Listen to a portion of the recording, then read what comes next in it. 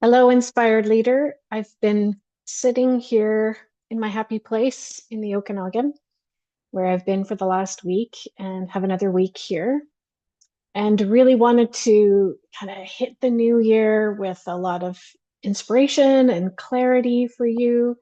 And I've been sitting here thinking, I have no idea what to share. As you can hear, I'm still sick. I've spent the holidays feeling kind of subpar. And so I'm frustrated that I'm not coming into 2025 full of energy and spunk and clarity. And that's just how it goes sometimes, right? That said, I did think about a personal story I could share that kind of speaks to that pattern of limiting thoughts. And for me, it was really noticing over the holidays how my inner ageist was showing up and telling me a story about turning 57, which I did on January 1st. And in the days leading up to my birthday, that number was just not feeling good to me.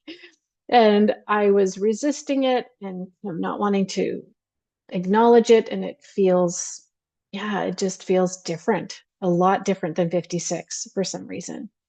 And I recognized that there was some old patterns of thinking that have been programmed within me that society tells me about what it means to be in your late 50s, early 60s, this phase of life.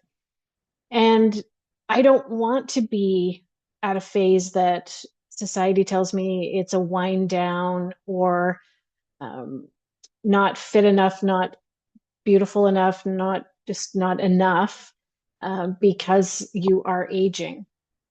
So this old programming was rearing its head and kind of sabotaging any sort of joy or celebration I was feeling as my birthday day approached. And then on my birthday, we actually went downhill skiing, which is something I had stopped doing for 5 years because I'd had a fall 5 years ago and sort of mini concussion, and I didn't want to risk concussion. Um, so for the last 5 years, I've been avoiding downhill skiing. But I've decided that I actually want to do it. It was feeling like, yeah, I was being left out of an activity that my family really enjoys. And I no longer wanted to feel like I was on the sidelines. I wanted to be with them alongside and just challenge myself to get back on the skis and see how it felt. And it actually felt so good. And at the end of the day, I just felt like this was the most perfect birthday to be outside with my family, doing something active, challenging myself a little bit. And it really helped me kind of break through that thinking that, um, yeah, that aging means getting on the sidelines rather than staying in the game, whatever the game metaphor means to you. And just this one small example, just getting back on the skis and enjoying myself, not pushing myself, not trying to go fast or anything, do anything crazy, but just enjoy it in a way that really worked for me. So I've got this new mindset about being 57. I'll actually also say when I was watching the Golden Globes last night, I took a screenshot for one of the categories, one of the actress categories, and I looked up all the women's ages.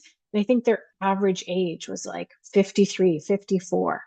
And it was such a great example. It's like, look at these actresses being celebrated for their craft, for their professional expertise, and they're peaking at this age in their late 40s, early 50s. Some were in their early 60s. And I thought, oh, what a great example of us at our peak at this stage. And we need to stay in the game. We cannot give up on ourselves. So that's my message for us as we enter the year here. Let's not give up on ourselves in any way. Stay in the game. And that's what I want to talk about this year.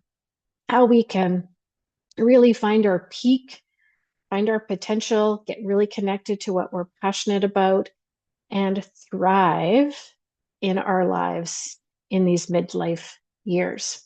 So, more to come on that. I wish you a great ease into the year, whatever that looks like for you. All right, we'll see you next week.